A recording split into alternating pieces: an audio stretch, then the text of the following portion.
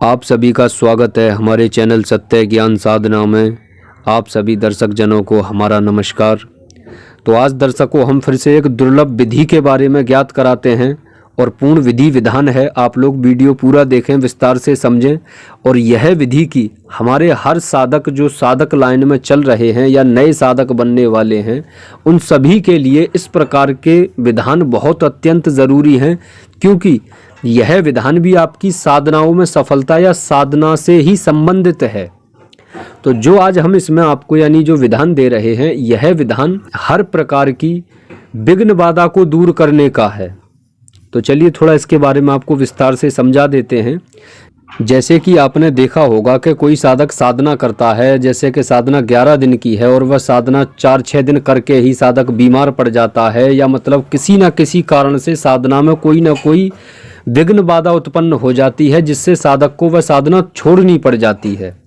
या आपने इस तरीके की स्थिति देखी होगी कि साधक साधना में बैठा हुआ है, तो मतलब बैठते बैठते ही उसका ध्यान यहाँ वहाँ जा रहा है, या बारिश हो जाना, या मतलब यानी आंधी तूफान, या मतलब हर तरीके से जो यानी विघ्न बाधा आपके कार्य करते वक्त में उत्पन्न होती है। यहाँ तक कि अगर बारिश भी हो तो वह आपके कार्य करने में आपको कोई दिक्कत नहीं होगी, आपका कार्य बिल्कुल सफलतापूर्वक होगा, शांति से।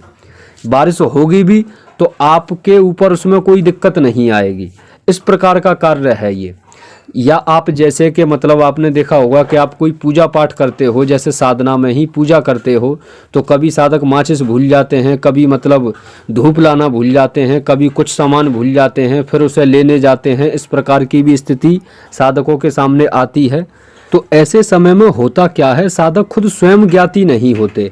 जो हमारे आसपास में भूत प्रेत आदि होते हैं, वे हमारे आगे पीछे ही घूमते रहते हैं कि इसका कैसे भी कैसे करके कार्य टूटे, या तो इसको बीमार कर दो, या मतलब किसी काम में यानी फंसा दो जो ये समय पर ना पहुंच पावे, या मतलब हर तरीके से आपको वह रोकने का सोचते ही रहते हैं कि हाँ इसको कैसे भी करके इसका कार्य रुकवाओ। अगर आप साधना स्थल पर पहुंच भी जाते हो तो वहाँ आपके मतलब दिमाग में से ही हटा देंगे कि आपका सुबह मतलब जैसे धूप थी नहीं तो आप लाना ही भूल गए, भोग प्रसाद था या माला थी तो लाना ही भूल गए। इस प्रकार की भी स्थिति होती है, चाहे वह साधना 11 दिन की हो, चाहे 41 दिन की हो, चाहे 6 महीने की हो, चाहे 4 दिन या 1 दिन की हो। पर इस प्रकार का विधान करना ज़रूरी होता है, क्योंकि विघ्न बाधा जब तक हम दूर नहीं करेंगे तब तक हमारे कार्यों में विघ्न बाधा होती रहेगी। मान लेते हैं आप जैसे अपने यानी घर में ही कोई कार्य कर रहे हो, तो आपके घर वालों से छिपकर कर रहे हो, तो आपके घर वाले ही आपको छेड़ते रहेंगे कि भाई क्या कर रहे हो, क्या पूजा पाठ चल रहा है, ये वो, मतलब 100 बातें चलती हैं। या जैसे आप कहीं बाहर साधना कर रहे हो, जैसे कहीं जंगल या मतलब कहीं खेत खलियान या शमशान वगैरह में, तो यानी ऐसी स्थिति में क्या होता है कि कोई जैसे मानव जैसे आपको जाते करते देख ले कि ये व्यक्ति रोज जाता है, इधर क्या करता है समझ नहीं आता, तो वे जैसे अगर ये चाहे कि चलो मैं थोड़ी देर बाद इसके पीछे जाएंगे देखेंगे क्या करेगा, तो वह व्यक्ति चाह करके भी 1000 कोशिश कर ले आप तक पहुंच नहीं सकता। वह मतलब आपको ना देख सकता, ना आपके कार्य में किसी प्रकार का कोई दिक्कत पैदा कर सकता।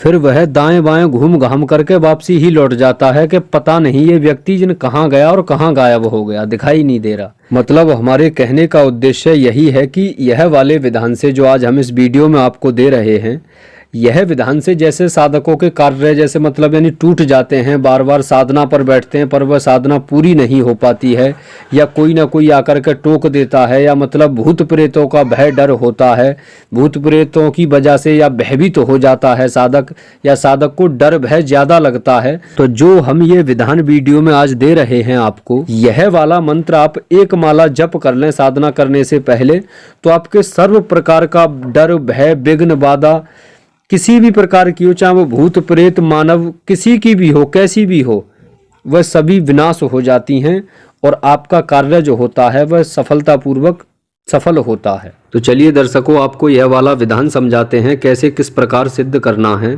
आप इसके लिए साधना स्थल का इंतजाम करें, मतलब या तो जैसे आपका कोई पूजा रूम हो, मतलब जिस रूम में आप यानी पूजा पाठ का जैसे स्थान है आपका, वहाँ उसके सामने बैठ कर के भी यानी हो जाएगा, या कोई साफ़ सुथरा रूम देख लें तो उसमें बैठ कर के आप आसानी से यह विधान को सिद्ध कर सकते हैं।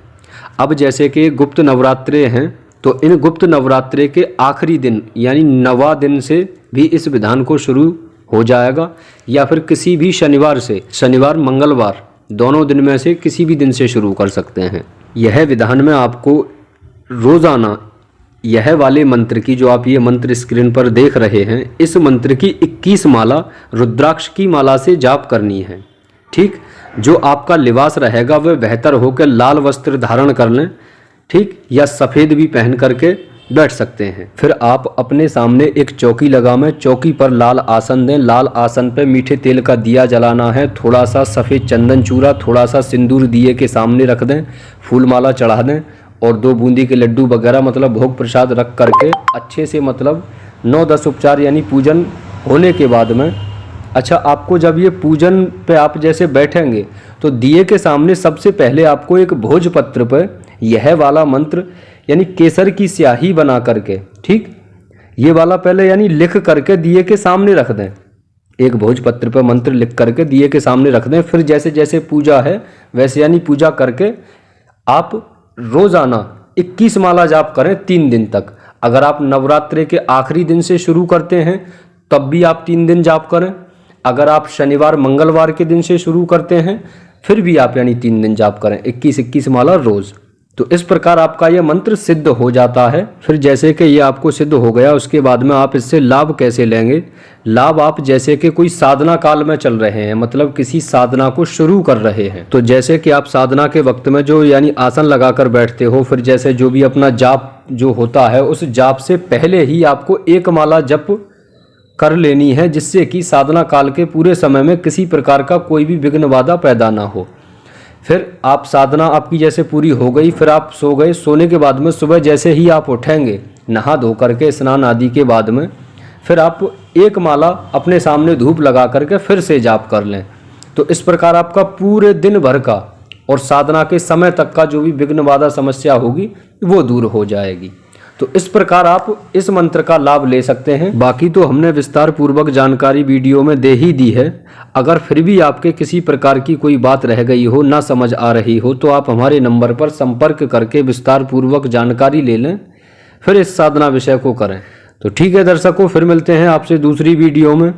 नमस्कार।